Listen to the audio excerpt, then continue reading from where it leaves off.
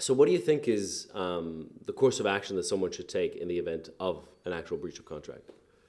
I think, well, obviously there's breach of contract and there's a cancellation of a contract. Yeah. So I'd say it might be the same type of response to both. But I'd say if you're in a position where you have like a client, you've sold this deal to that client, and now they're trying to cancel, then what should you do? From that point of view, I'd say like the number one thing that you need to remember that is going to govern anything that you decide to do is know when to escalate it. Because if someone cancels a deal on you and then you go flying off the handle, calling your lawyer, getting all legal on them and stuff, that isn't, in my opinion, a very good idea at all. Right. And but you know, some people it freaks them out and it's a knee-jerk reaction, so they just go crazy. So I'd say, you know, you need to just give it some thought and even sleep on it a bit and just figure out exactly what are your remedies, what steps you should take. You should obviously look at the reason why they're saying they're going to cancel and attack the foundation of their reasoning. Sure.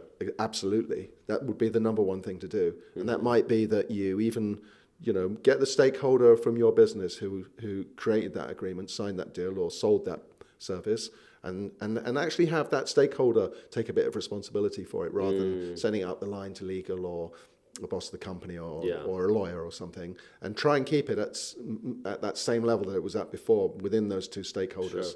Sure. If it then has to escalate later, it's a game of poker. You really ought to be playing it one card at a time, with your legal remedies being at the very end of it, and then a trial being at the very end of that. 'Cause you don't want to go to trial; it's so expensive.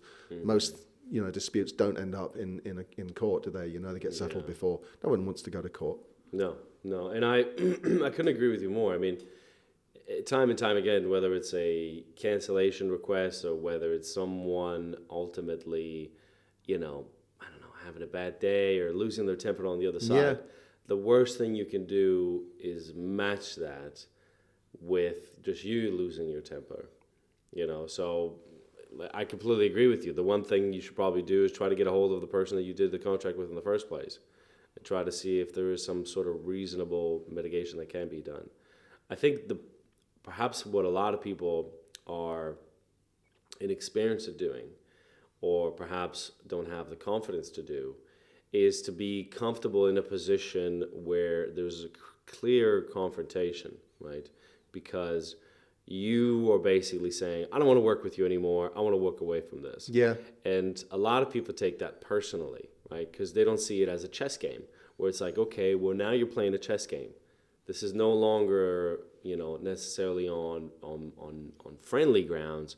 This is perhaps on slightly belligerent grounds, but it doesn't just have to be, the F-bomb to you and to me back and forth. It's a chess game.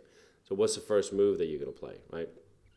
And on that basis, what you have to think about is you have to try to get that person to perhaps definitely calm down a little bit if they're in an emotional state, or perhaps understand what the next options are going to be without necessarily sounding like you're trying to threaten them, but just to walk them through it and say, look, I'm not a pushover, so me having this call with you is not me going, please, let's continue to do business. Yeah. It's me just saying, look, I don't want this to escalate to neither you, because if we do, this is not going to be good for either of us, right? So let's try to come up with a reasonable solution. You don't want to have to deal with this in 6 months. I don't particularly want to either. The reality is there is a contract.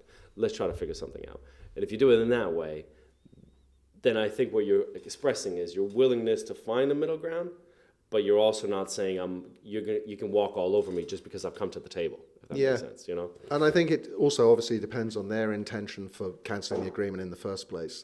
But I tend to find that usually, like we just discussed before, there's different cases. There are either companies who deliberately knew that it would happen anyway, and with them obviously there's no good faith, or it could be that someone hasn't been listened to. And when you I agree. You end up in a call with a call center, and it's some nice sort of invariably Scottish person chatting with you, and they're placating you. Oh, I'm very sorry, and of course we'll get your TV sent out to you, and then the thing, and we'll put everything right.